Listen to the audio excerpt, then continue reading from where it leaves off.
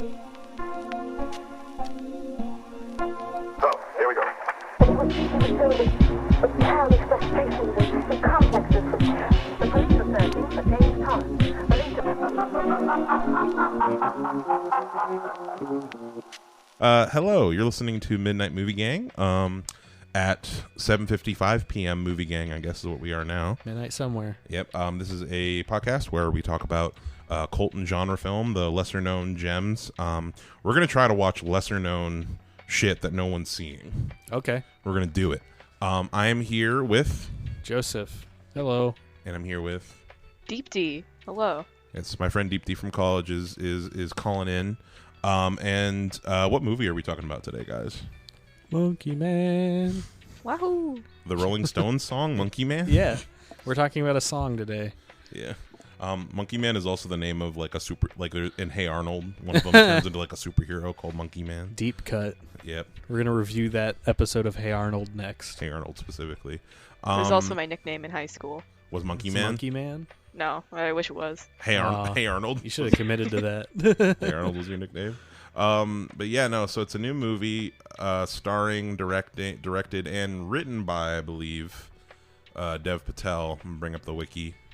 Hell yeah. Yeah, Dev Patel, directorial debut.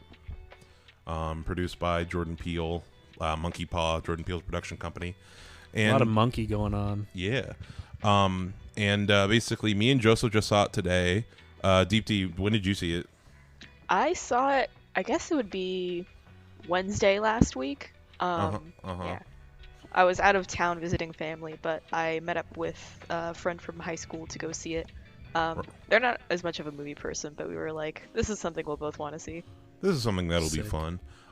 Yeah. I don't even know your opinion on it, but we'll the movie. I don't know if you liked it or not, but we'll get into that. Yeah. But basically, Deep Tea. Oh wait, before we get into the movie, we don't have tea right now. I told him to lie, but he just couldn't do it. I couldn't do it. I'm bad at lying. I have no moral compass, so it didn't bother me. What is y'all's favorite kind of tea, hot or iced? I like a boba tea. I Mm, don't know. I'm kind of basic like that, I guess. what kind of boba? I don't know. Just like give me the normal one. Deep Tea, what about you?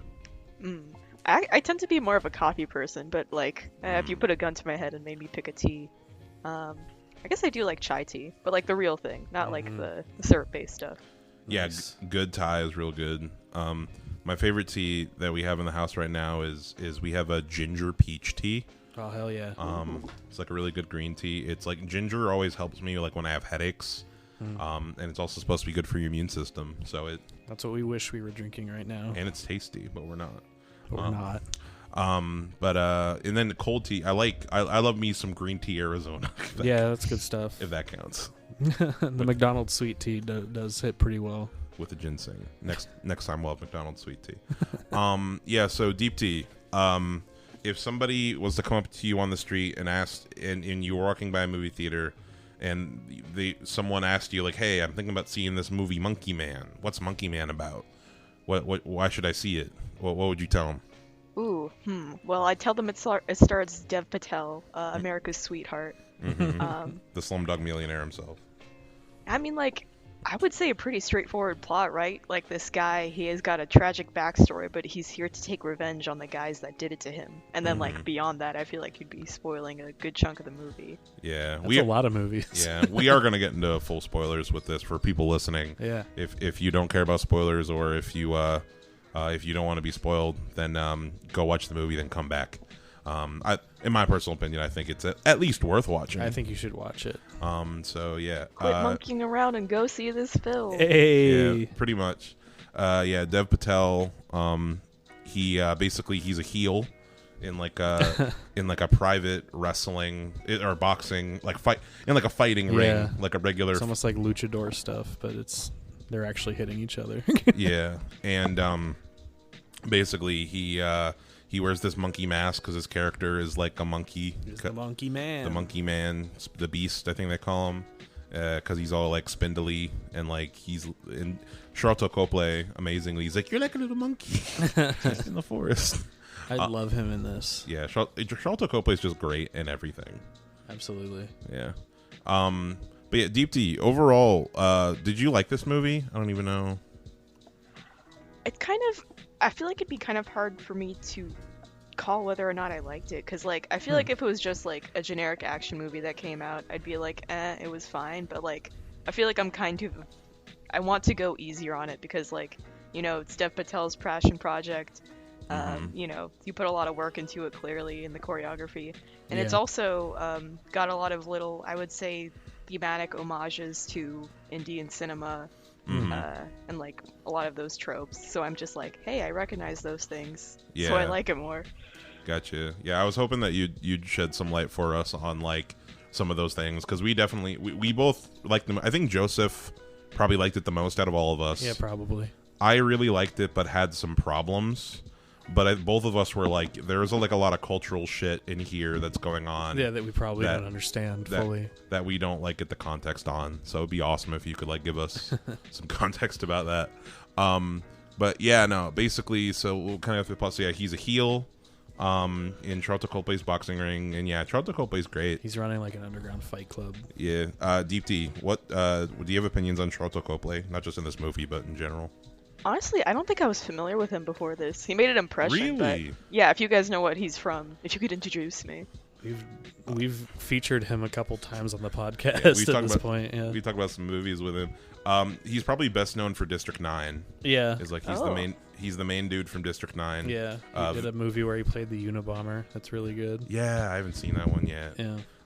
He in Hardcore Henry, he was basically the main character of Hardcore Henry. Yeah, he wasn't Henry, but he was Henry's friend. He was in the shitty remake of Old Boy. Yes, he was. As the villain. Yeah, and that he was amazing in, but the movie just couldn't hit. I don't understand the direction of him in that movie. Yeah, but he's one of these actors, like he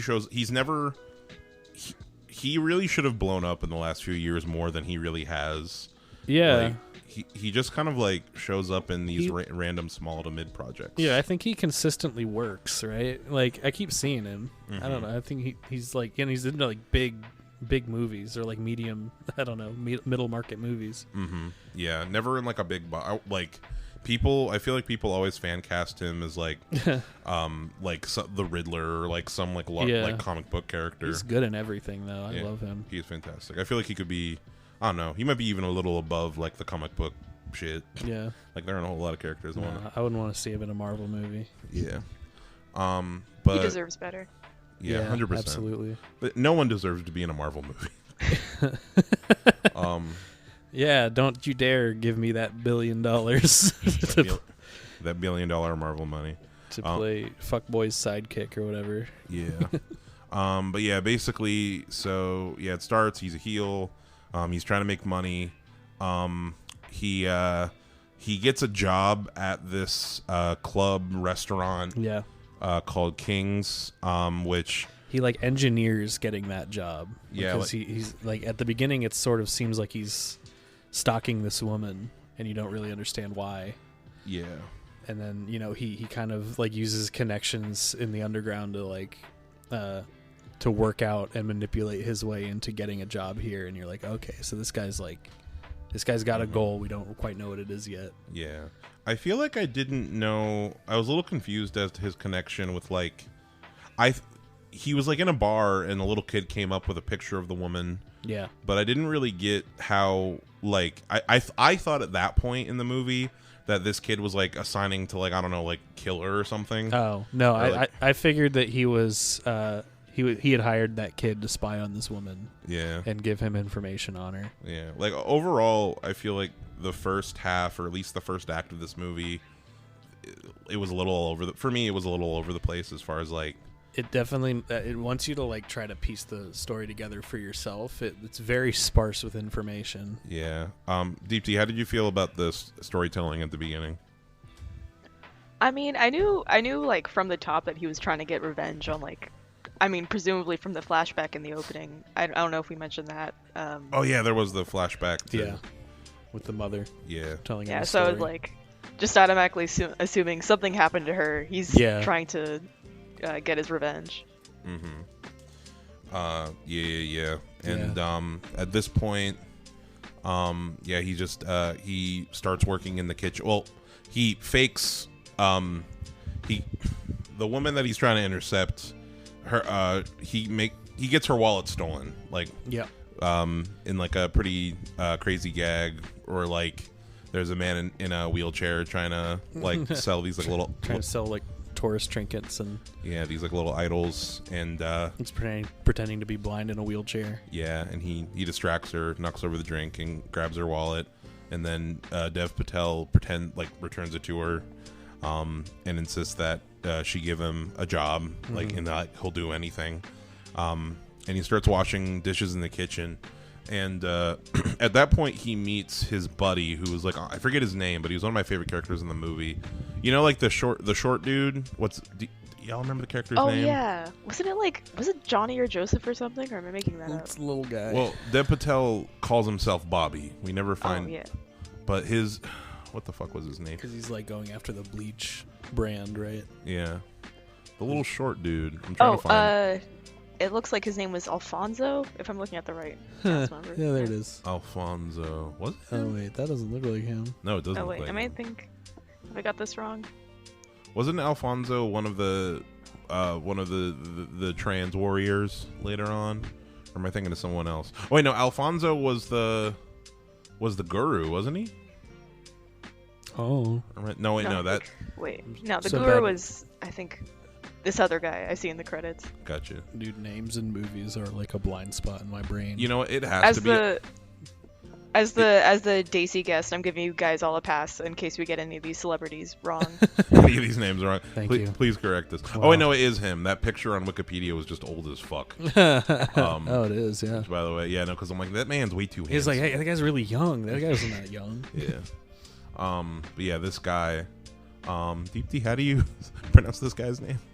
I want to say Pitovash, but I don't think his name is in a language I'm as familiar with. Pitovash. So Well, Alright. yeah. Well, Alfonso is his like short buddy, and he kind of Good job. he sees Dev Patel in the kitchen, and instantly kind of scopes him out as like not belonging here. And I liked this guy from the very beginning. Yeah, he's a really funny character. Yeah, like he brings in the Nicki Minaj car. It's like he's yeah. It says like "sexy boy" is the, and like I think to me that shows that he is he might be working in like these circles of like the ultra rich and like the super privileged, but he is really one of the underclass, like everyone else. Like Yeah.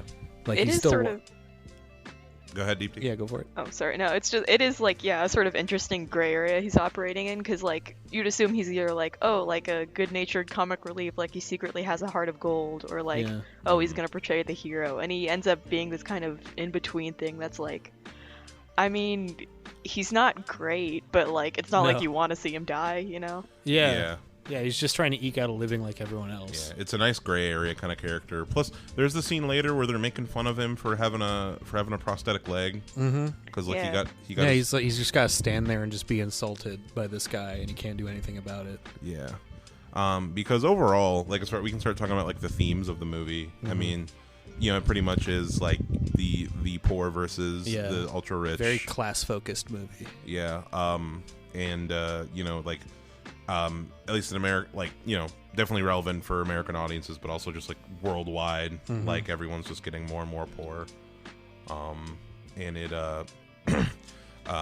it definitely was something, you know, it was made it easy to care about the characters that we care about. Oh yeah. And hate the ones we didn't. Yeah. And basically, Dev Patel kind of increases his ranks working in this restaurant, and he eventually gets to start serving in like the VIP access room. Yeah, the way he does that is he tells Alfonso to bet on him at a fight. Yeah. Or bet against him at a fight because he was guaranteed to go down the third round. Mm-hmm. Yeah, that Alfonso bet on him because he was gonna throw it. And he just made him a bunch of money. Yeah.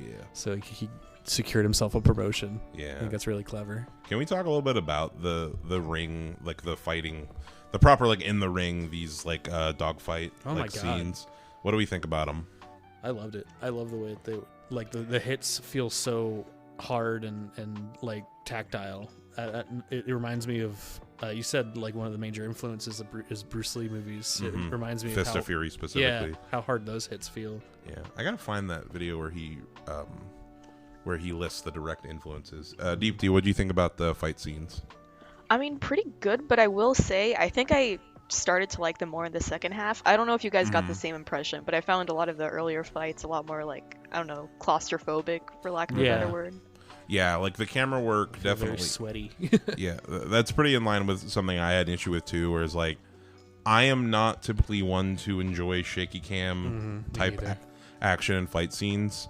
And this movie I don't think is super an exception to that. With some of it, like there are definitely some scenes where it's like everything's kind of just like dark and like I can't really see anything. There's a couple scenes where like I'm like, man, I just wish I could like get a better sense of like where everything is and what exactly is happening. Yeah, can I just get a wide shot? Yeah, because honestly, I think it's less the shaky cam and it's more the fact that like all of everything is like super close. Yeah.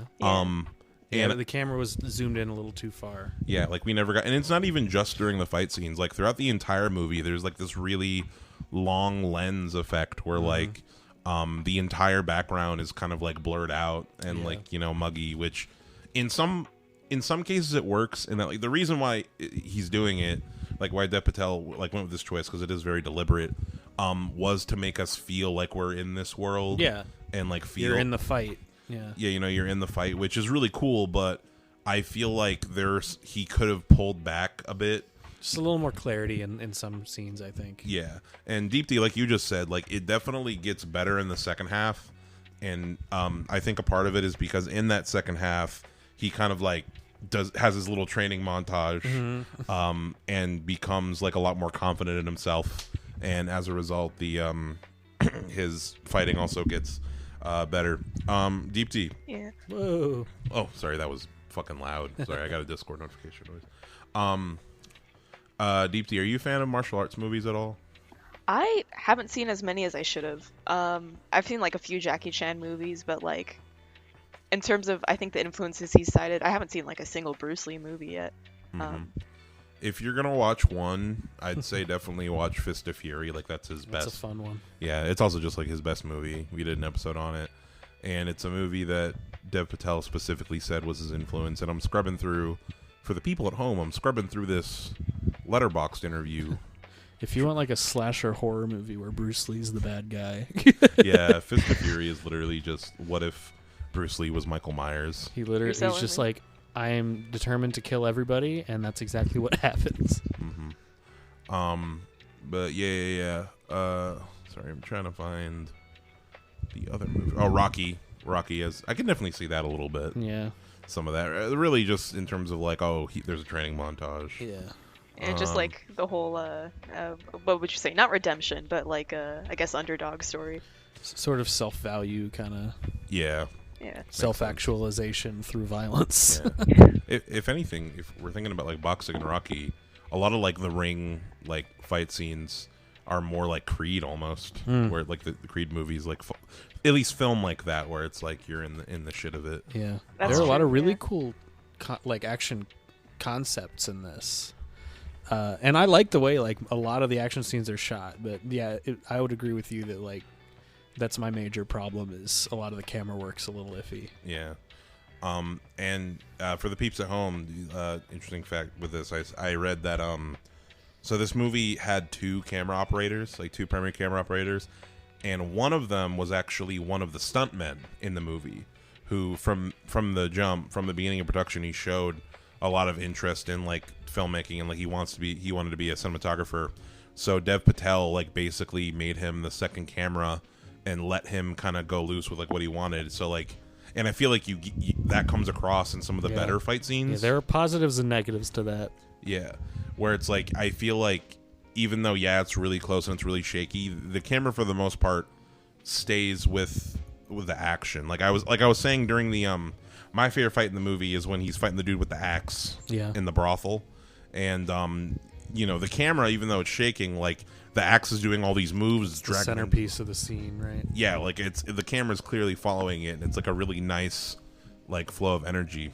It's actually one of my favorite moments because that whole that's part of a sequence that goes for like 20-30 minutes of just action, and there's like a hard cut at the end of that sequence to now he's running from the cops, and it goes from like red color to green color, and the music shifts instantly. That just like really caught my attention. I love that decision. Yeah. But no, basically while he's working in the VIP, we kind of find out, or at least they try to show us a lot more. The main person that he's after, the chief of police, Freddie Mercury. Yeah, Ran is saying he did have a Freddie Mercury. Who this actor has the most villain face. Well, actually, he looks kind of innocent there, but well, he's smiling. Yeah, but he does have an extremely punchable face. Yeah, it's got a lot to do with the haircut, I think. Yeah, yeah, absolutely. The haircut did make his head look extra square. Fucking square-headed asshole. Oh, I can definitely see Freddie Mercury in this fucking photo. Oh yeah, that's true. My goodness. But yeah, Monkey Man. I want to find a picture of his square. Yeah, he has just like also. I feel like whenever they show him, they really kind of show him from below. Yeah, like have his big face dominates the screen. Plus, you show him being an asshole in like every single scene he's in. It kind of colors your perspective of it. Yeah. Deep T, what did you think about the villains in this, like overall? I mean, like, well, fun isn't the right word. But I mean, like, if I'm going back to like Indian movie tropes, like, I mean, pretty bang on in terms of like, people in positions of power that are pretty corrupt. Mm-hmm. Not that like India doesn't also have a lot of like cop-focused movies and whatnot, but like yeah, I mean, I guess it's like a global trope to have like someone that's in power that shouldn't be the bad guy. Yeah. Well, I feel like it doesn't show up as much in I feel like that's something that I feel like American cinema is only kind of breaking into recently, like the kind of anti-capitalist vibes of like and also I don't know, man. RoboCop came out in like 2015 or 1985. That's true, but something as like blatant as like, speaking of Bruce Lee and like martial arts movies, well, not Bruce Lee, but the episode we did that I released last week, we were watching the 36 Chambers of Shaolin movies, and the plot of the second one is literally the dude basically this factory worker isn't paying his workers enough. So one of them goes to the Shaolin Temple to learn Kung Fu and get his boss to pay them all more. Like that's hilarious. And I feel like there's a lot of there's a lot of movies that follow that. Big Boss is pretty much the same thing. Boss Baby. Yeah. Or is like I don't know. And like I said, I don't. Boss Baby episode 1. Deep D, would you say that like it's fair to say that like I said, I haven't seen a lot of Indian cinema, but I've been watching a lot of martial arts movies and like Asian cinema lately, like a lot of Kurosawa and like other Shaw Brothers movies, and I feel like there is a bit of a crossover with those themes with like the kind of Bollywood world. Would you say that there's any connection there? Like in terms of like story themes or like action choreography? More story, I guess. Yeah, I would guess so. I want to say that like in general from the Asian cinema I've seen like these kind of like leftist like uprising, like the little guy taking down the big guy sort of themes are a lot more. I think they're a lot more like the political implications I think are more I guess common. comfortable. So therefore they're going to show up in cinema more. Whereas like you look at like American films and like for example, I was going to say I can't think of a lot of like movies where the cop is like, "Oh no." Sorry, am I back? You're back. Are we back? Yes, you dropped out for like 2 seconds. Yeah. Cool. It's all good. Also, it's not gonna. The drop off is not gonna be in the final recording, just 'cause of how it works. But yeah, sorry. Continue. Yeah, the cop. You said. Yeah, I feel like in terms of like American cinema, like it's not really that common for the cop to be the out and out villain. Like, yeah, like that's like the one. Like you said, like in recent years we become more comfortable with like these kind of class consciousness narratives, but like that's still like the one thing we don't really want to poke at. And like I think the one example I could think of is like I guess movies about like corruption in the police force, but even then there's usually like I don't know, there's like a good cop in there or something like that. That's true. Yeah. Like you were just mentioning RoboCop. Like there's the good cop. Yeah. I forget her name, but like there's. I think we'll see more in the future. Yeah. In the near future, I think it's becoming more socially acceptable to be like hardline anti-police. Yeah. I feel like what was I gonna say? Yeah, something that's showing up way more now, and I think it also just has to do with the fact that like you look at a lot of like American cinema from like the kind of 60s and 70s, and a lot of it is kind of about an individual trying to like bend like fighting the system, man. Fighting the system pretty much like for themselves, like in a very individualistic way. Like we did a They Live episode a while ago, and like the thing with They Live, like it's about, you know, somebody who realizes that like everything around them is like fake and they're being forced to do something, but basically the main character, who's like a buff white man, only cares about it when it's happening to him. Yeah. And it feels like a very like true. Like a lot of like protagonists in American movies are kind of fighting for their own individualistic freedoms. Cross the line when you went after this white man's freedom. Yeah. Whereas like I feel like in a lot of like Asian cinema, and like, you know, I feel it's prevalent in Monkey Man as well, it's way more about the group. Yeah. Like it's way more about like I'm fighting for everybody. Like in this movie, he kind of becomes, in Monkey Man, he becomes like the kind of this new like idol, or like this thing that everyone's fighting behind. I love that that's scene like, where he. Yeah, go for it. Oh yeah, sorry. I mean, like you said, big in Asian cinema, definitely like huge in Indian cinema. This kind of populist hero that kind of like stands up for the rights of the, you know, the common man.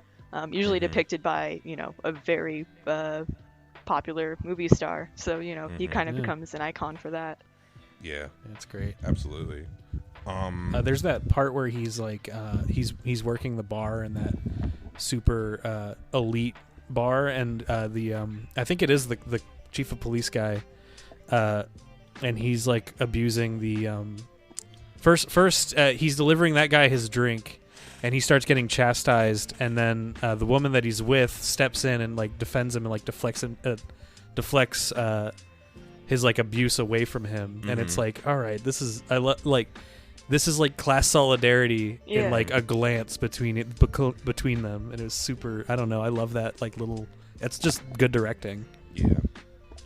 Yeah, I don't know if you want to talk more about, I guess, the quote-unquote love interest now, or if we want to bring her up more later. Oh, no, let's talk about her now. Yeah, this absolutely. is about when she comes in. Yeah, basically, what is her character's name? Sita? Oh, Sita. Oh, there's the...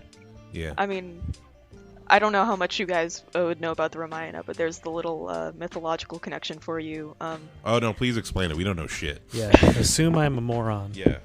I'll know like nothing. Slightly more than you, so it's like okay. Same. But like basically, you might have noticed they draw a lot of parallels between the Monkey Man and Hanuman, who is more or less kind of a sidekick to Ram in the Ramayana.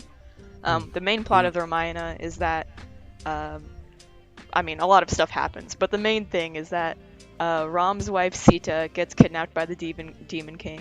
And then his whole gang goes to Ravana's kingdom to free Sita. And Hanuman is basically one of Ram's main sidekicks. Also one of my favorites growing up. He kind of has like a little bit of a comic relief prankster quality to him. So okay, cool. Is wait, so who is, you said he's one of a Ram sidekicks? Who's a Ram? Oh, sorry, Ram. The protagonist of the Ramayana. Okay. He's the main guy. Is that like a popular story? Or... Yeah, I'd say like the Ramayana and Mahabharata, like the two main. Yeah, I guess you would call them epics. They're not like. Are they like religious texts? Or? Yeah, yeah. Okay. I like. Cool. I'm trying to think of like a good equivalent, but like comparison. I don't know. Is it kind of like the Indian version of the Odyssey or something in terms of like Greek myths type of deal? It's really cool. Yeah, that kind of cultural relevance. I think it's also worth mentioning that like in recent years, Ram has kind of been co-opted as a sort of a symbol of the ruling right-wing party, the BJP, which is also getting referenced in this movie, but we can get to that later. Yeah. Yeah. Yeah. No, we were definitely. Yeah, we were both like, man, I wish I knew more context like about like the state of class and the state of like politics in India. Yeah. But like, I get like this was a good movie though. Yeah, no, I feel like the movie stands outside of that because we both enjoyed it, but we definitely went like, oh damn, I want to know how much of this is. Wish I knew what this real reflected. Yeah, but no, that's pretty cool. I mean, I did get the sense that because there's the flashback scene in this movie where once he takes the magic dust. He takes we're skipping a little bit. He takes the Black Panther powder. Yeah. The Assassin's Creed magic tea. The Assassin's Creed magic tea. And we get the full kind of flashback to what happens with his mom. And as a little kid, he's watching a little marionette show. And is that story, Deep T, like in the marionette show? Because I kind of figured that, like, okay, we're making. Is it just like a part of that story? An illusion there. So like, the part of the story where Hanuman meets Ravana and Sita's there, I'm not gonna lie to you, I don't remember the exact details of that scene. I'm sure it happens at some point. I know he shows up at the castle and like wreaks havoc at some point. Uh-huh. I can tell you that there's a bit of symbolism during the bit where he kind of tears open his chest and it goes into the flashback. Yes, that was crazy. Yeah, what was that about? So that's like it's this, I guess, scene that happens towards the end of the Ramayana. Everyone's back home, everything's okay, yay. And then I think Ram or someone gifts Hanuman like a string of pearls. And what he does is he's kind of inspecting the pearls, and he starts like tearing it apart, and he's like inspecting it bead by bead. And they're like, "Oh, Hanuman, you're crazy. Why are you tearing apart this pearl necklace?" And he's like, "Oh, I don't see an image of my Lord Ram or Sita on here. It's useless to me if he's not on there." And someone else is like, but you have your body on you, and you don't have an image of Ram and Sita on there." And then what he does is he tears open his chest in front of everybody, and there's an image of Ram and Sita within his heart. That's so cool. That's sick. Such a cool parallel. Were you just kind of like told these stories? Like, was it like just like a word of mouth kind of thing that people talked about, or like were there like children's books and shit? Like is there visual interpretations of this? Like, are there other movies or books or anything? Yeah, I had like a couple of like animated films and I think children's books growing up. That's cool. So that was where I got a lot of my mythology from. I think it's also worth mentioning that like, I mean, there's so many different interpretations of the mythology that like, just 'cause it's so old. A lot of the one pretty famous, I guess you'd say, children's comic series called Amar Chitrakatha. That's like a pretty popular way for people to learn about mythology. There are these like comic books that would tell so-and-so myth or so-and-so fable. But they also have a lot of, I guess you would say, conservative subtext. Basically all the characters were depicted as light skin unless they were bad guys. What a coincidence. I was gonna bring up like bleach seems like a recurring motif in this movie. Like there's gosh, I didn't even think about that, but that is actually definitely deliberate. Yeah, it's like everywhere. They bring it up multiple times. He picks his name from a bleach brand. Mm-hmm. Bobby.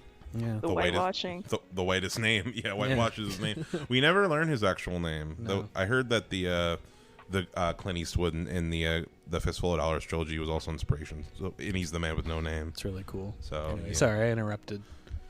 No, yeah, that like you mentioning the whitewashing is like, I mean, probably another tangent just in terms of like how, I guess, colorist the culture is in general and like valuing light skin, even though, I mean, you pick up the average Indian person, they're not gonna be that light skinned. So yeah, mm-hmm. Yeah, that's really interesting. Yeah, but like, it's. Sorry, the point I wanted to make real quick is like there's so many versions of the mythology. A lot of them will be co-opted by, right wing like conservative casteist types, and then like it can also be reclaimed by marginalized peoples, and it's a very flexible thing, and I think it's interesting what it does with the mythology and how it kind of reclaims it to some extent. That's really cool. That is interesting. I think that's true for a lot of like really old texts, is people can just co-opt it to mean whatever they want, essentially. Mm-hmm. Yeah. Do you feel like this movie's kind of like reclaiming the story a bit, kind of like against the conservative spins it's familiar with? Because I feel like this movie pretty left leaning. Power to the people. It seems like. For sure. Yeah. No, that's cool. We can dig into. I'm sorry. What happens next? So he's working there. He tries to kill wide-faced big cop man. Big chin. There's Crimson Chin. Yeah, the Crimson Chin. The Crimson Chin. From now on, in the rest of this interview, we're just calling him the Crimson Chin. It's gonna get interesting later. Captain Chin. Yeah, which way? Some of the things the Crimson Chin does in this movie, I don't know. Yeah. Actually, you said what was the name of the bad guy in the story again? Oh, in the Ramayana, you mean? Yeah. Ravana. Okay, that's probably why I don't know if you see the my screencast here, but that's probably why the main backer's name is Rana, because I assume it sounds similar. Clever. Sita, Makes and you then think. Yeah. Makes you think. The references. It's too smart for me.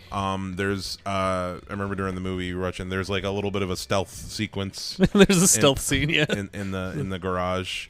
Yeah, that's part of that massive action scene. Yep. And Dev Patel gets his fucking ass kicked. Yeah. Throughout this whole sequence. Yeah, I was like, man, he's like, so he built up to this. This guy isn't even like the main bad guy he's going after, but he's just gonna kill him right here. And then, yeah, he fails, and then I'm like, oh, okay, I see the rest of the course of this movie. I don't know why I didn't see it before. Mm-hmm. He's gonna fail now, and then when we have full context, when he's like self-actualized, that's when he's gonna succeed, and it's gonna be like 1,000,000 times more satisfying. Mm-hmm. And it was. Yeah. And then there's the car chase with the Nicki Minaj car. And there's a big crash, and at this point he gets saved. He gets the shit beat out of him, and he gets saved by this group of trans men and trans women. Yeah. Who live in this temple, and they had mentioned them earlier in the movie, like it was on a newscast, like somewhere, like, oh, like the trans community, like out there. And I loved this whole segment, this like place they were in. Yeah, this temple. They said the cops don't come here because they find them unsettling. Yeah, which is interesting.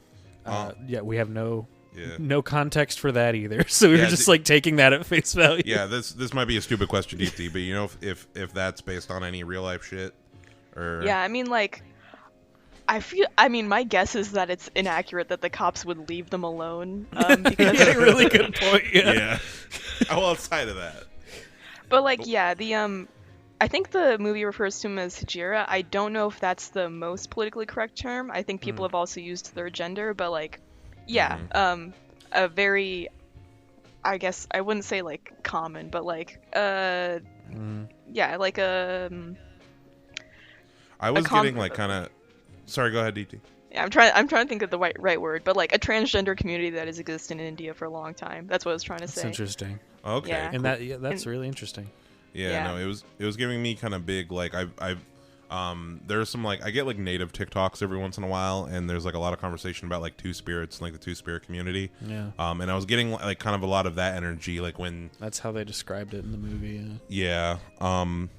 Whereas they had the. What was sorry, this? Finish what you were saying, sorry. Oh, no, it's okay. I was just going to ask you a question about, there's, Dev Patel wakes up, all healed from his wounds, and there's this statue there, which I presume... half masculine, half feminine. Yeah, like half man, half woman, and they're talking a bit about that. And is that based on a real thing? Like, is that one of the gods, one of the characters? It is a thing. I can't remember how they describe it, or, like, which, I guess, god they'd be referring to. I know there's both, like... There's the combined form of Shiva and Parvati, and then there's also, I think, also just a feminine form of Shiva, and I can't remember which one they were referring to, but, like, yeah, these sort of, gender-neutral, like, deities are, like, they exist in Hinduism, and I believe they're commonly worshipped by the third gender community. That's cool. So, that's sick. Yeah. And I'm assuming that, like, so, in conservative spaces in India, people kind of, like, ignore these characters, like, these deities. So it is kind of interesting, and like this is like from something I wrote a long time ago, so I might not be entirely accurate here, but from what I understand, like the sort of conservative viewpoint of the third gender is very similar to like a casteist viewpoint, where like these people are supposed to exist, but they are meant to be like othered from society, and so like that is their role, and like part of that conservative viewpoint is like, oh, they're like, I guess sort of a religious role, if I could describe it that way. Like their role is to I guess represent this deity, stuff like that. But like basically it's like it's not so much they're like, I mean they are othered, but like the point is to be othered for them.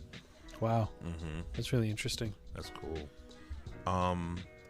There's the actor that plays the kind of leader of that tribe. Yeah, The Alpha, portrayed as like a cult leader, Yeah, but it's like a political party. Yeah. Well, no, I don't mean the I mean the no, you mean that? Sorry, the transgender leader. I thought you were talking about the antagonist. No, the main guru dude. Okay, yeah, we'll get to him. He's from the beginning. You see his infomercial, and I almost sounded like a piece of shit there. Whoa, okay, buddy. I didn't realize this was this kind of podcast. Yeah. Every once in a while, Joseph. Goddamn, Joseph, know your place. Anyway, I don't want to mispronounce this, but this actor, Deep D, have you seen this actor in anything else? I can't figure out where your cursor is pointing. I'm sorry. On the Wikipedia page. Oh wait, god damn it! Hold up. No, you could highlight it, and I'd probably. No. Well, no, it's probably because you were seeing this. You were seeing this page. This actor, you seen them in anything else? Vipin Sharma, I think I'm saying Vipin right. I have seen them in Gangs of Wasseypur, which is a pretty popular, maybe not popular, it's not the right word. It's I guess a bit of a cult classic. It didn't do very well when it came out, but it's like pretty well-known gangster movie, I guess. Cool. Yeah. Cool. Actually, a pretty solid 2-part series. Ooh. If anyone's interested in getting into more Indian cinema, that's like a pretty good. Oh, I am absolutely. Yeah. Wait, what was the series called? Gangs of Wasseypur. You could see it at the top of his Wikipedia page, also. Oh, okay. It's right there. Cool. Oh, I know that's the wrong actor. Hold up. I don't know anything. Now you're the problematic one. Okay, cool. Yeah. We're definitely gonna check. Yeah, a lot less like I guess a traditional like commercial Indian film, and more like a large gangster epic, but like solid films. I like them. Sick.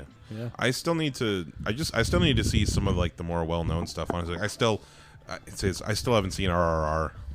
Really? Yeah. No, and I really want to watch it, and because people were just talking about it. Did you like RRR? I think RRR slaps hard, but like I've also seen people bring up a lot of the kind of low-key conservative right-wing subtext to it, so it's kind of it's mixed emotions. I think it slaps. I think everyone should watch it, but like afterwards, do a bit of Googling. Just so you're aware. Don't get your opinions from movies. Might as well ask this right now. Deep D, in terms of other kind of like Indian action films, like Indian pulp, like kind of pulp kind of things, I guess, in the realm of like the action movie what is like the sorry, who's the monkiest man of all is what we're trying to ask. What I'm trying to ask is, what are some go-to recommendations for like, oh, Monkey Man was really interesting, I want to watch more Indian movies, should I check out if I like Monkey Man? That's what I'm asking.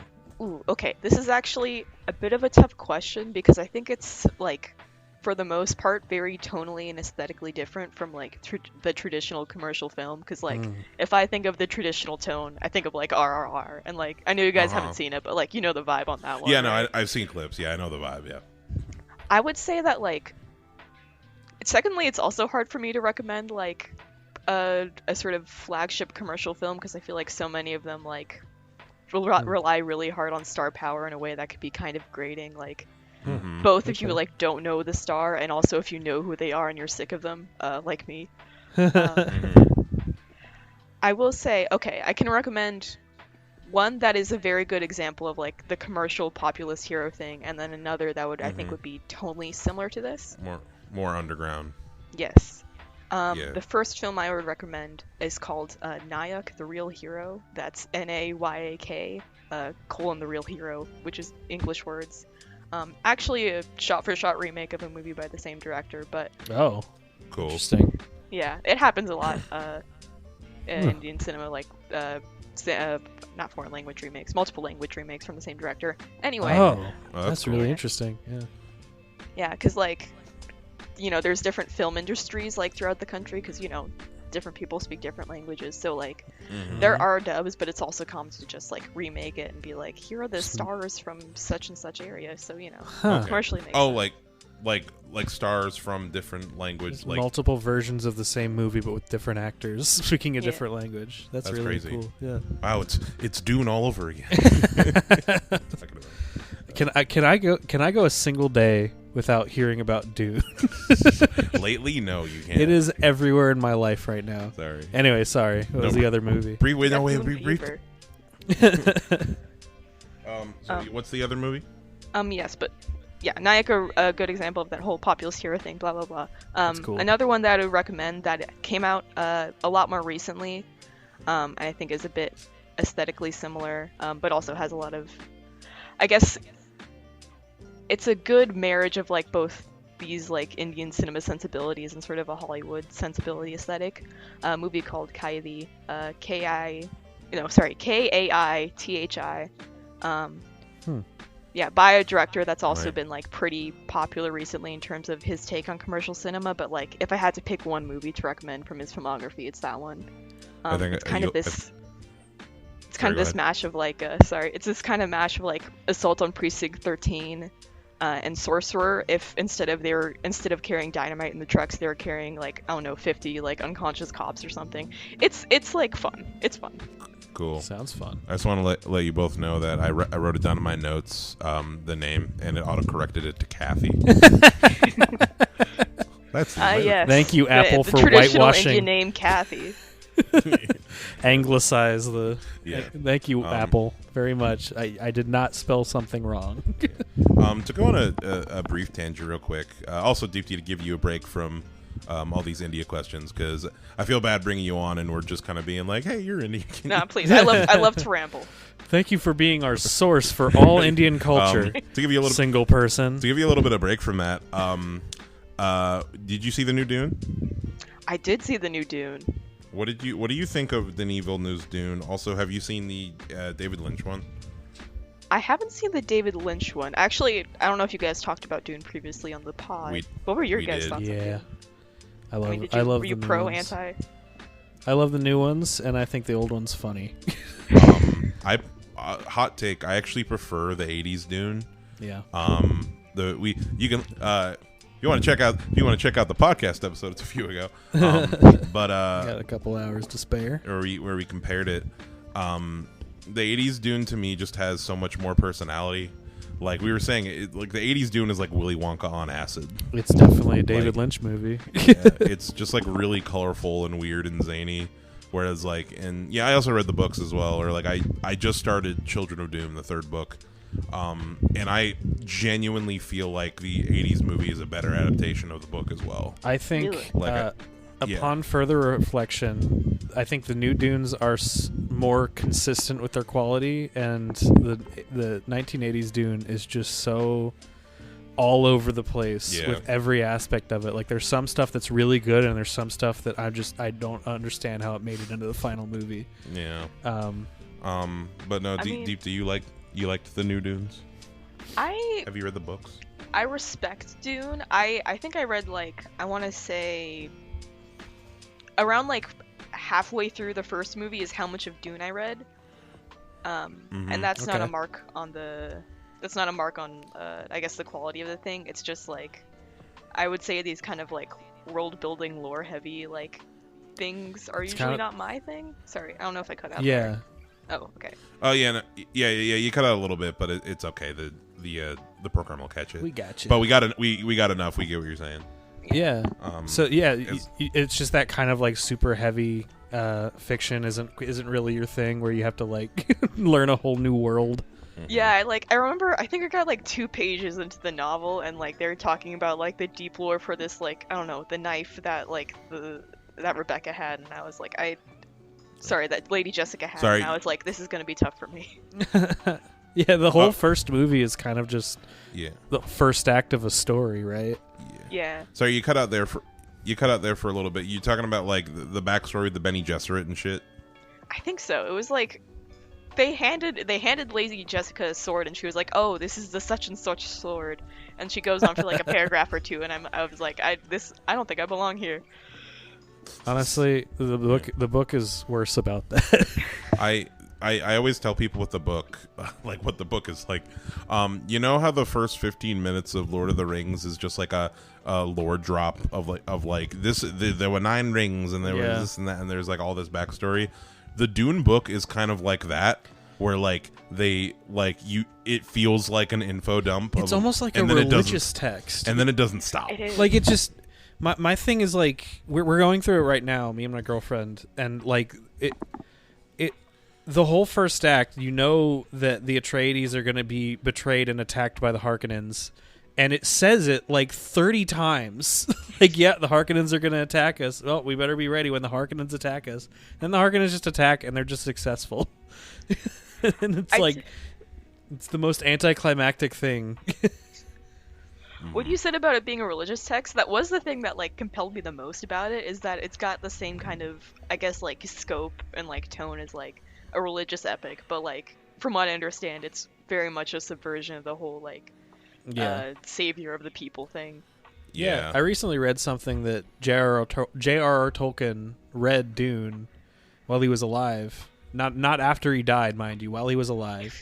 Oh, okay. Yeah. He read it after he was dead. And he did not like it at all because it's like it's a subversion of that, like the good guys are good and the bad guys are bad that he was such a fan of. It's like a complete like takedown of that whole idea. Like power just corrupts, and people are going to use it for their own like interests rather than like what they perceive as good. Even. Yeah, like Lord of the Rings also not entirely my thing for similar reasons as is Dune, but like Dune does get a leg up in that thematic department. Mm-hmm. Yeah. I've never been a big Lord of the Rings guy just because I'm not a huge like sword and shield fantasy guy. For me, that Lord of the Rings extended editions are how I get that out of my system, for like once every few months, and I'm just like, all right, I never need to like think about like sword and sorcery fantasy again. Just seen like one really strong hit, and then like yeah, exactly. Mm-hmm. I just sit for 9 hours and I watch that, and I'm like, all right, I'm tired of it again. Mm-hmm. I love Gollum though. I'm a big fan of Gollum. Oh, Gollum's great. Good old Gollum. The Gollum video game, the greatest video game of all time. Of course. Game of the year. Yeah. Game of the year. Rock and roll. We get a $1 million Patreon milestone. We play the full Gollum game with full commentary. Hell yeah. Well, no. First, we gotta live stream Aliens Fireteam. Oh yeah, is what we gotta do first. The Jackie Chan game, dude.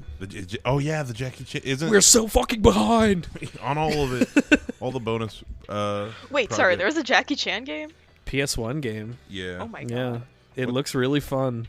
Yeah, the graphics actually don't look bad for PS1. It like perfectly utilizes the PS1's graphics. What the fuck is it called? Yeah, it's called Jackie Chan Stuntmaster. And Jackie Chan. He's like mocapped in it and everything.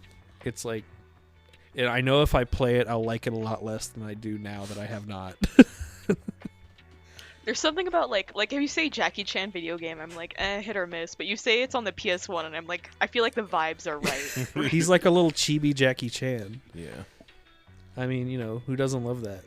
He's a cute little Vela. Yeah, he does his little run. Video games aren't allowed to be stupid anymore.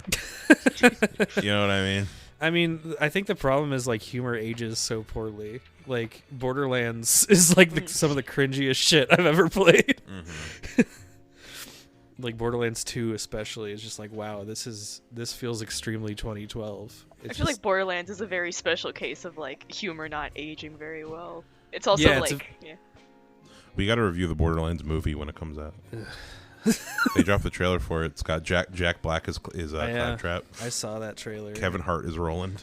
And my only question was why. I think my favorite comment was like, literally no one, including people who play Borderlands, is excited for this movie.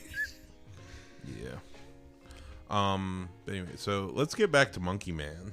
Oh yeah. Just to kind of like, so he, so he's in the trans temple, and trans temple. I like that you describe it that way.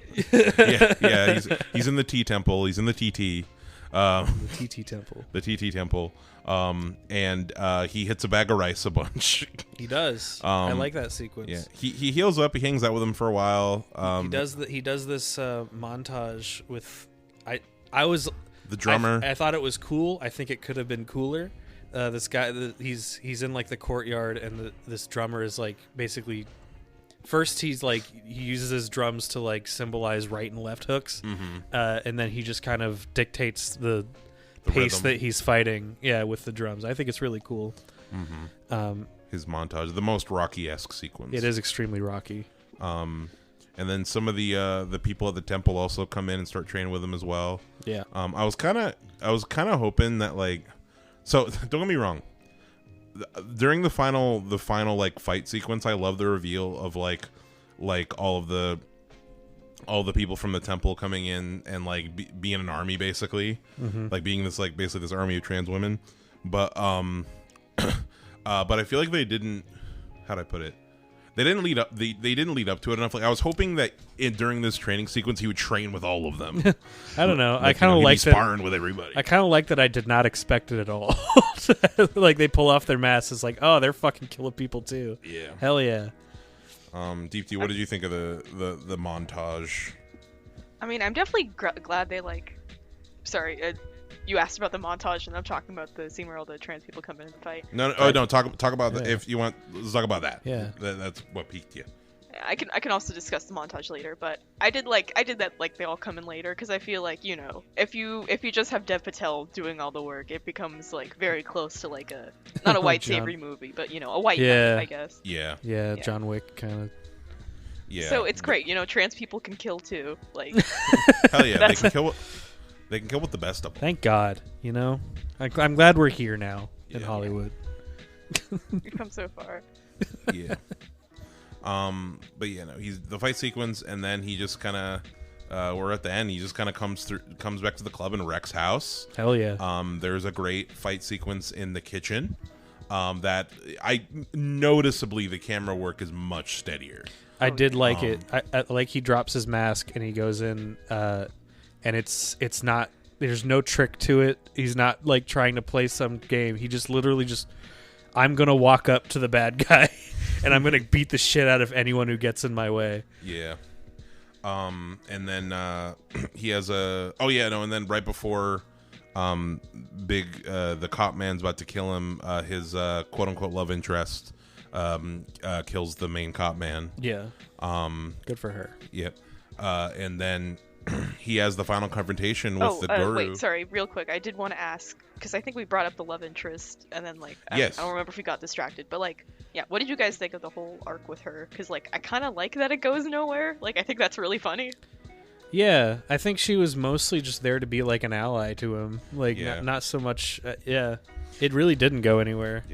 Yeah, I mean, I honestly didn't really view her as a love interest, honestly. Like, if anything, I saw her as more like a representation of his mother.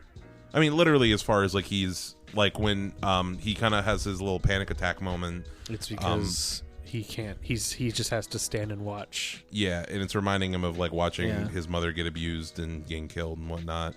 And I feel like he's just kind of like imposing his mental perception of like, oh, I have to protect her and people like her because like because ultimately it's Uncle Ben. It's like, I'm not gonna let this happen to someone else again, you know. And like I feel like that's mainly what she represents. And I wasn't surprised that their relationship didn't go anywhere because I really do feel like she's like, she was just like an ally to him. Yeah, it seemed just like two people that are in like equally shitty situations, just knowing what it's like to be like hopeless in this underclass. Like the thing she said about the dog, like just don't bring it back. You better quit feeding it, or it'll just keep coming back. The worst thing you can do is like give it hope. Mm-hmm. And then the dog brings the gun. That was cute. 2 scenes later, even dogs can do murder, man. But you have more thoughts on the love interest, Deep T? No, yeah, I really like the points that you guys made about her kind of being more of like a sort of a platonic like person to protect. I didn't really recognize the parallels with the mother, but those are also pretty good. Yeah, and I think it does become a lot more meaningful when it's like not so much just a forced romantic connection and more just like class solidarity. Yeah, it's great. I definitely prefer that. In general, I feel like a lot of the time love interests are kind of shoehorned into movies because of some like studio mandate or something when they don't really fit. Like they're not necessary to the story. That happens a lot. Yeah, I'm glad they didn't do it for this. It kind of reminds me. I remember one of the first instances I saw like a love interest not go anywhere was Blade. Because like the whole time there's this like woman doctor in there who like she's like with like helping Blade the whole time, and at the end they kind of set it up as if like, oh, they're gonna have a romance, they're gonna kiss, and then they just don't. Damn. And then it's just like, okay, see ya. Poor Blade. Yeah. He's gotta kill vampires. He's married to the job. Exactly. He's married to killing those vampires. Yeah, Blade doesn't have time to nut. Ain't got time to nut. World full of suckheads. What? We're doing a fucking Blade episode. Never seen it. Oh my god. We're doing Excited for the game. It's like that's the next episode we're fucking doing. I ain't never seen no Blade. Blade is so good. Anyway, Deep T, or rather, we're at the end of the movie. He has the final confrontation with the Guru. You said you had opinions about the Guru character. Baba Shakti, I believe, is the character's name. Yeah, you got dude. Hey. Yeah. Yeah. That one just seemed easier to pronounce than the rest. Yeah, you got that one. Pretty good. Yeah, I can tell you that Shakti means strength. In I don't know if it's Sanskrit or Tamil, but I don't think that has any particular symbolism. But just throwing that out there. Now they have the Ravana thing. Does Baba mean like priest or like holy man or something along those lines? I think so. Yeah, it's like a term of respect, if I'm not mistaken. Okay. But you said you had opinions about this character.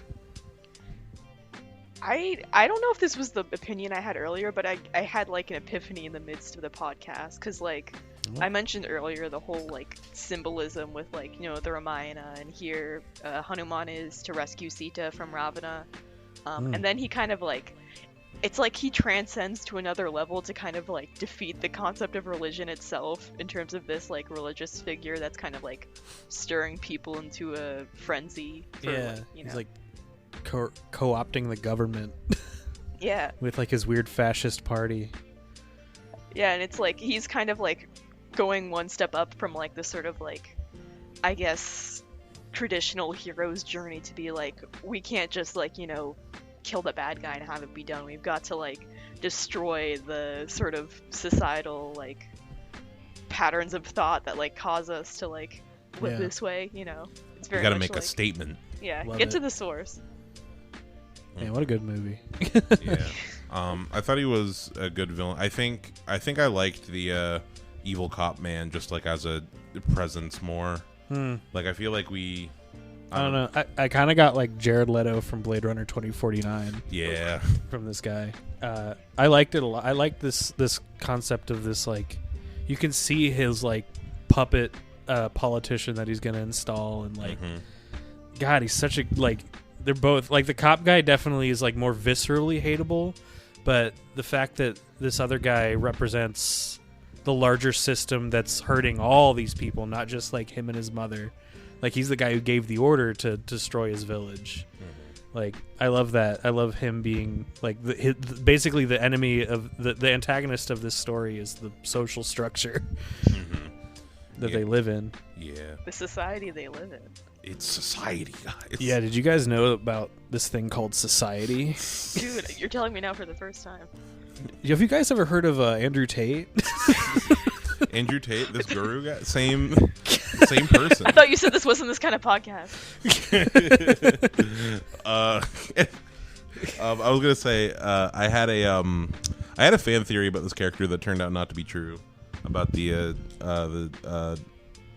Shakti. Yeah.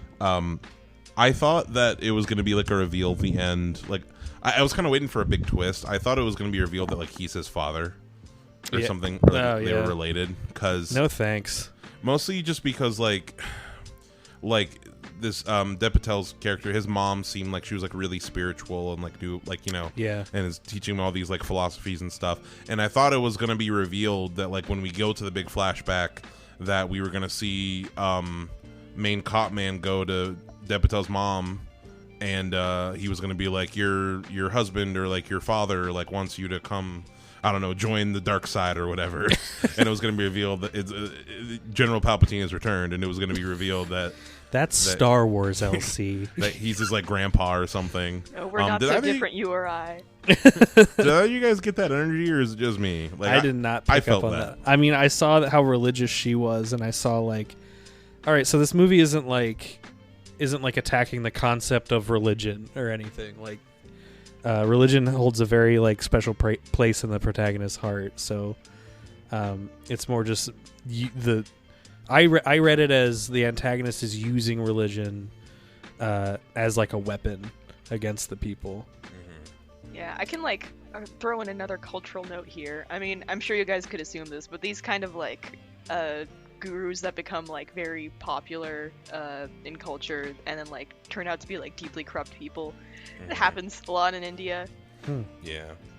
I can think of like, I don't know, there were like I think 2 different gurus that got like really popular giving like motivational speeches and stuff when I was a kid, and I saw them on TV all the time. And then like later I asked my mom about them, and she was like, yeah, no, they got caught doing such and such thing. Shit. And, yeah. Yeah. So Yeah, it's it like sounds- Sorry, no, go ahead. no, yeah, it's a thing that happens. It's like a cultural trope. Yeah. Yeah. It's not surprising to me. I mean, I feel like it's similar along the lines of like me and Joseph being here in Ohio. I don't think we're strangers to like religion being corruptly. Yeah, like opposed. mega pastors and shit. Yeah, like I used to work. Joel Osteen. Yeah, I'm not gonna name it, but like I used to run sound for a mega church out here, and like the main pastors were like had very similar energies to. Man. You know, this kind of whole deal. Like, you can't just have like a man in charge of everything and like I don't know, like, and not tax him. yeah, like, you know, do you think anything good's gonna come out of like if there's a man who you just go to every Sunday and hear him like spout shit about like what you should do with your life, like, is that person really a good person? Well, then you don't have to think about it. And then you give them money. Like, is that good? Yeah. You know, what is it? This podcast isn't political, kind of. I don't know. I hope we just lost all 100% of our religious followers. All of our Southern followers. Yeah. No, but you were just talking about Andrew Tate. Come on, we can bring it back. Come on. Yeah, bring it back around. We're going to keep it net neutral. Well, have you guys heard of this thing called The Matrix? The red pill? Okay, so wrapping up with Monkey Man. Yeah, I mean, we needed to come up with a rating system, but like I haven't reviewed it on Letterboxd yet, but I'm gonna give this movie a 4.5 on Letterboxd, but if I could give it like a 4.25 out of 5. Okay, I thought that was out of 10. I was like, whoa. Yeah, because like honestly, but my only complaints are the technical ones. Like really, it's some of the camera work and some of like the editing choices for me. For me, this is a solid like 9 out of 10.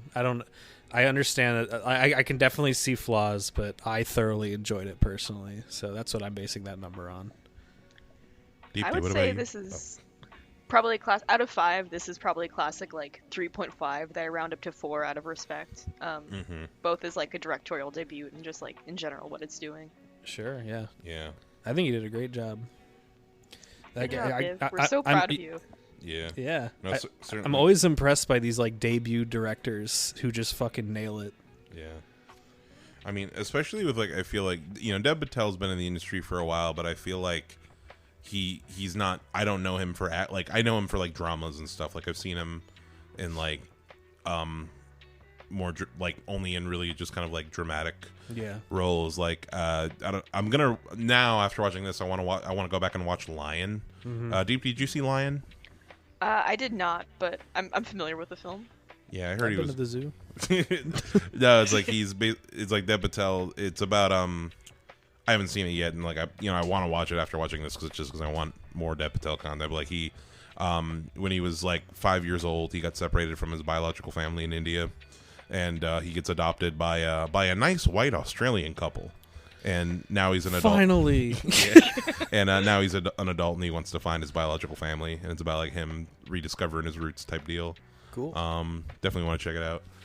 But go ahead. Sorry, I was interrupting you. Finish. No. I was done. Oh, okay. I was gonna ask if like either of you guys had seen Slumdog Millionaire, because that's like one of the only other Dev Patel movies I've seen. Yeah, same here. I didn't want to. I was kind of scared to say it, but yeah, I think I've definitely seen him play bit parts in other movies, but Slumdog Millionaire is like the big other movie that I've seen him in. I know him as he's he's Prince Zuko in the Avatar movie. That's his best him. role. Yeah, that's him. That's him. Ah, my brain. Come a long way. Yo, he would be a better Zuko now. I'm gonna have an aneurysm thinking about that. that this is the same guy who's in that fucking awful movie. Yeah. But no, my mom loves Slumdog Millionaire. Like she thought it was so beautiful when it came out. I mean, as far as it's been too long for me since I've seen it for me to even say anything about it. I liked things about it. Yeah. I hated the part where he filmed the poop. That, you know what? That's the first scene that came to mind. You brought it up. Do you remember the scene where he filmed the poop?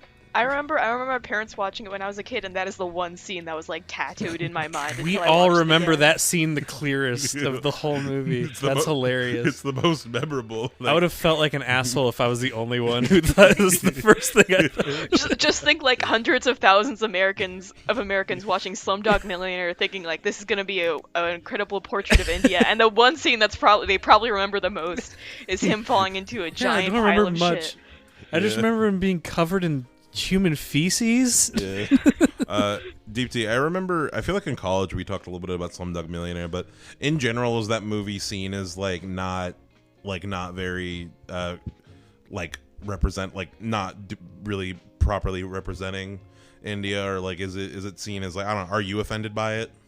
I think I mean, for me it's kind of an interesting case because like I mean, yes, it's not a very it's a very exoticized portrait of India that I think like doesn't really get at get at the problems of class disparity and stuff in a way that feels meaningful. But like my experience growing up with it and like growing up in a fairly Indian community, and maybe this is just because like we were in a majority Indian community, so we didn't really have to worry too much about like prejudice, but like my family was like stoked as hell for it. They were like, oh my god, an Indian thing. And That's I feel great. like a really big thing, the composer for that movie, A.R. Rahman, super huge in India. He wins two Oscars for the movie. Everyone loses their goddamn mind. We're like, oh my god, we got one. That's amazing. That's sick. Yeah. Yeah, That's no. awesome. That's really cool. You guys remember when that guy fell in the poop in that movie? Yeah, the poop. No, that's sick. I didn't know that the composer of that movie was Indian. For some reason I thought it was Hans Zimmer. I feel like Hans Zimmer was doing everything in that era. Is he not Indian? No. Hans. But yeah, that totally makes sense. I mean, as far as like, I feel like I've had similar experiences with something like a movie like 12 Years a Slave. As far as like I'm half black, people out there, and as far as like that being one of the first cultural tentpoles of like a movie that properly showed like the heinous, like how heinous and how cruel like slavery like really was, and like how it affected like how it still affects like the black community in America today. But that movie had like its own little spawn off of like making all of these like black torture porn movies. Yeah. Like Till and Detroit and a couple other ones that are movies that on a technical level, yes, are good, but like it's okay. We kind of need to get past this representation. Like, oh, we don't want to see that the only time we see black people in movies are like when they're being tortured, being slaves. To feel bad for them. And Deep D, I assume that I would assume that you probably feel similar about like whenever you like see like India in a movie or like see it represented, it's always like kind of the same like kind of things are brought up as far as like, oh, I don't know, like seeing slums or whatever. Like, how do you feel about that? Yeah, I guess like that is kind of like the bug with representation, is that like even if a movie is like pointing towards these things that aren't like entirely inaccurate, like Slumdog Millionaire points out the class disparity, the religious riots that happened in Bombay in the 1990s, and it's like, yeah, this was like a pretty terrible thing that happened, but also I don't want this to be like the only thing about us, Yeah. I don't know if you saw American Fiction, but like, yes, I did. You just remind me of that like bit where like the protagonist is like watching TV and it's like the channels flip to like, it's Black History Month, we're celebrating black stories, and it's this montage of like the slaves being beaten and like black people crying while they do drugs. Like, I remember that clip. Yeah. Yeah. No, American Fiction was an interesting movie. Yeah. Man, I wonder when we're gonna get a movie that represents white people. I don't know, man. One of these days, man, I'll see someone that looks like me on that screen. What's the white man's movie? Dune. It's Fucking Dune. all of them? Yeah, it's Dune. The whitest movie. I am Paul Morty. Yeah, white man comes I'm and here to save the brown people, sings. Indeed. to lead them for my own good. Exactly. And don't worry about all the other stuff. He's a hero, man. He's just trying to bring civilization to these brown people. Yeah. What's the whitest movie I can think? I At don't least know. it acknowledges that. Banshees of Inisherin. That's pretty white. Mm. Or actually, no. There's a movie called The Devil All the Time. What about like The Descent? Descent. They are pretty pale in that one. What's Yeah. that? Yeah, what's that one with like the underground Underground vampires creatures? that like you could translucent? I don't think they're white. Finally, my people. I think their skin looks like gray in that movie. I remember they're like dark gray creatures. Even better. Yeah. Actually, no. The Harkonnens. Yeah, it's Dune because the Harkonnens are so white. The ultimate, the final white form. The whitest that you can get. It's even got skinheads. Yeah. Yeah. They are. Joseph, I remember us talking about this in the Dune episode, but Deep D, I want to tell you, do you know, Deep D, did you watch Dragon Ball Z at all? Dragon Ball Z growing up at all, or? I No. did not. Tragically. Do you know the character Frieza? That's the white guy, right? Yeah, he's It's white. like the colder part of the fridge, right? Yeah, the Frieza. And he's got the purple dome head. Yeah. If they try to make a Dragon Ball Z like a live action one again, I want Austin Butler to play Frieza. I think he'd do a really good job. I want have him do the same thing. Yeah, just put a purple dome on his white bald head. He has the range. He has the range. Bring some Elvis into it. Yeah. Yes, Oh, bring no. it to, sorry. I thought the power just went out. No, you're good. My laptop just fell asleep because It's the only light source in this room, and I only noticed it when it went off. yeah. No, I gotta bring the lamp back. The light in our kitchen is broke. Oh. So and it's not the bulb. It's wiring because like we tried to replace the bulb. Damn. We haven't called the landlord yet, so we've just kind of been taking the lamp in this room in the kitchen. You need like the floating lamps from our favorite movie, Dune. yeah. Whoa. But anyway, so to wrap this up, we're at an hour 17. Deep D, we always end the reviews by saying what prop we would want to take from the movie. So like, yeah, if you could just take something home, put it on your shelf or put it in your garage, what would you want to take? Do you want to go first or do you want a minute? Garage. You guys go first. I gotta contemplate this. Okay, I know what I want. Okay. And Joseph, I imagine I know what you want. You probably do. Yeah. I'm gonna go with the basic bitch option. I really like the bleached monkey mask with the white hair. It's a good one. I just think it looks sick, and I understand why he didn't fight in it at the end in the kitchen, but I really just wanted him to fight in the white monkey mask in the kitchen. I thought that would have been sick. In a suit the whole time. It probably would have made the movie worse, but for my own good, I wanted to see it. We want the monkey mask edit. Like, release the monkey mask cut, like please. they film, or they could just digitally. Can we get corridor crew to like do that for free? Yeah, and just like put the monkey head on him the whole time. Yeah. Yeah. In this movie, I want the car. I want Nicki Minaj. I want that thing. The sexy boy tuk-tuk. Yeah, that thing goes fast. Yeah, it goes really fast. And like it can like zip around like other cars. Like I think that'd be really fun to roll up to work in one of those. Roll It's up a to very a gig. funny little vehicle. I can tell you, they're fun as hell to ride. Like wind in that's your great. hair. Like It looked fun. It looked actually.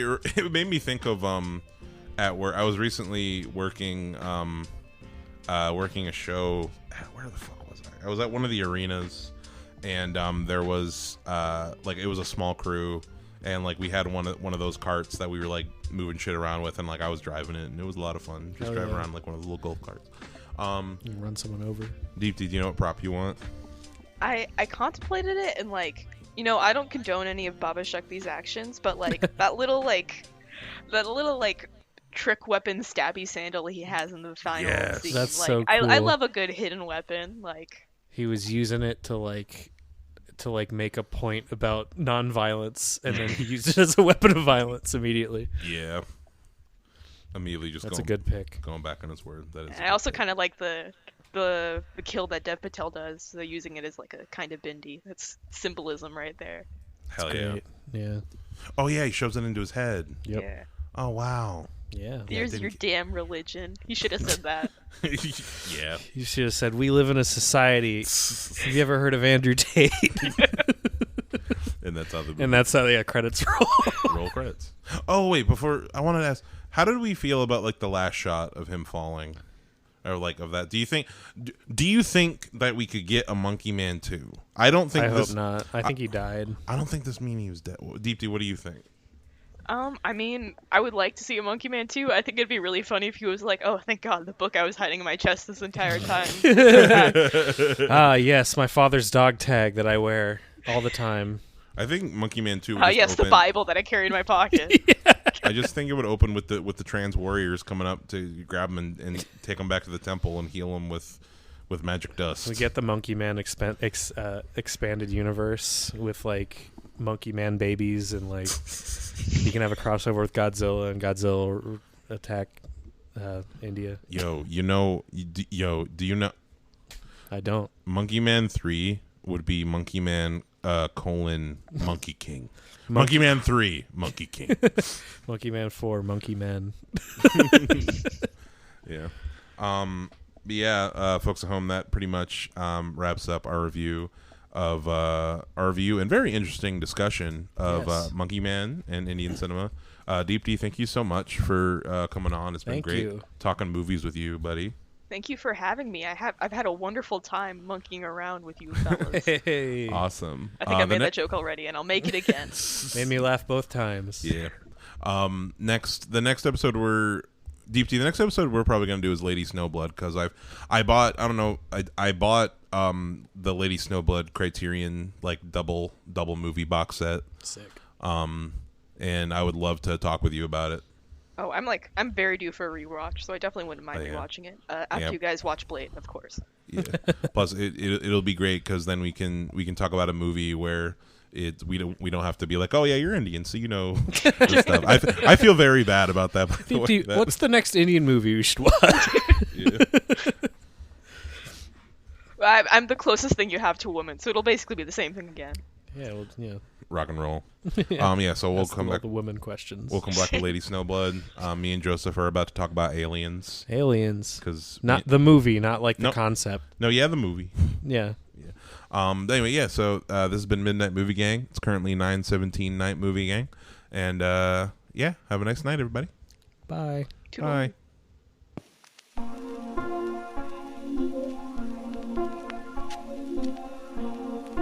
So, here we go. The child expectations and the complexes which the police are searching for James Thomas, believed to be the lover of Miss Williams, and her partner in the horrible murder of Walter. Grant everybody that I'm here to hold on. Oh, please tell me where this is going. Please tell me. Sorry, I don't know. How long could I got in here? 3 tickets to Albany on 6 o'clock train tonight. What do you think? Special agent.